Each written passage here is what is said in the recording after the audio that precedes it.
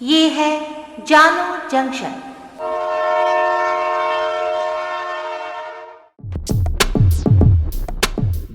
नमस्कार, आज है 28 जनवरी 2022। मैं हूं पूजा वर्मा और आप सुन रहे हैं जानो जंक्शन पे Hindi news podcast news rail. पहले मुख्य समाचार।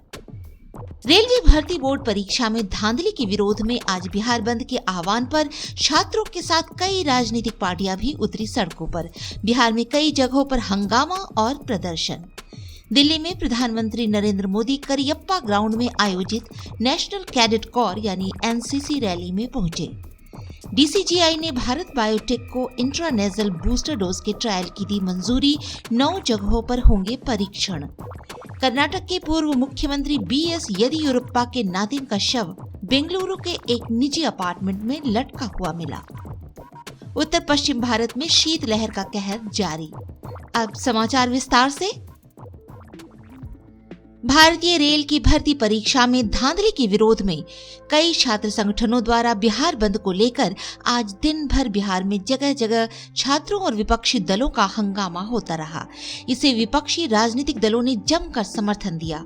सत्ताधारी राष्ट्रीय जनतांत्रिक गठबंधन के घटक दल जेडीयू, हम एवं वीआईपी ने भी रेलवे की परीक्षा को लेकर छात्रों की मांगों का समर्थन किया है।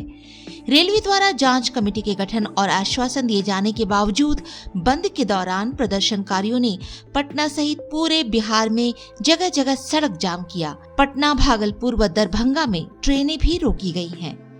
पटना के डाक बंगला चौराहे पर प्रदर्शन किया गया तो खगड़िया में नेशनल हाईवे जाम किया गया। बिहार के बाढ़ में रेलवे ट्रैक और हाईवे पर भी जाम रहा। बंद के समर्थन में आरजेडी के अलावा कांग्रेस व जन अधिकार पार्टी के नेता कार्यकर्ता भी जगह जगह सड़कों पर उतरे। सीमांचल के सभी जिलों में भी भारी धरना प्रदर्शन होता दिखा। इस बीच देर रात छात्रों को भड़काने के आरोपित पटना के खान सर ने छात्रों से आंदोलन में शामिल नहीं होने की अपील की। इसके परिणाम स्वरूप किसी राजनीतिक दल से वास्ता नहीं रखने वाले सामान्य परीक्षार्थी व छात्र आज के बंद में शामिल नहीं दिख रहे हैं। आज दिल्ली में प्रधानमंत्री नरेंद्र मोदी करियप्पा ग्राउंड में आयोजित नेशनल कैडेट कोर यानी एनसीसी रैली में पहुंचे।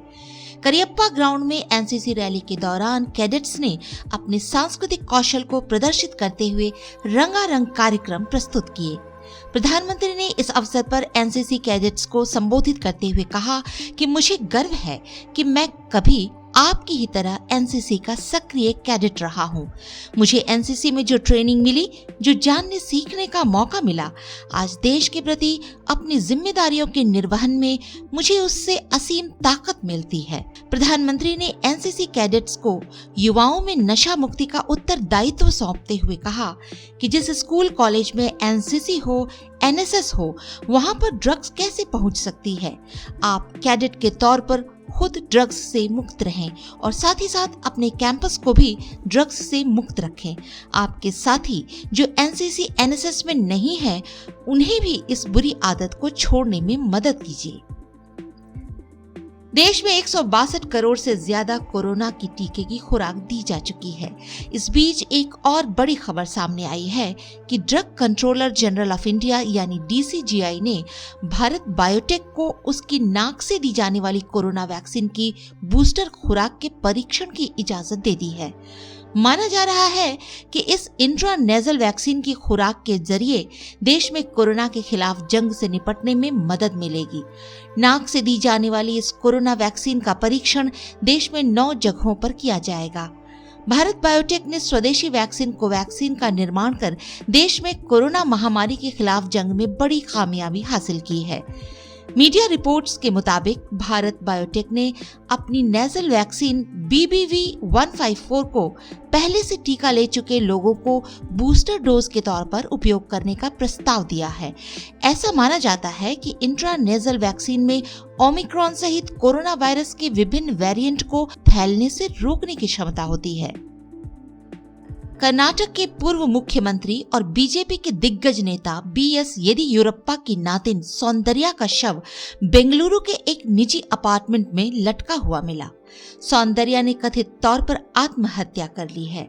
सौंदर्या की उम्र तकरीबन 30 वर्ष के आसपास थी और वे बेंगलुरु स्थित MS रमैया अस्पताल में डॉक्टर के तौर पर काम कर रही थीं।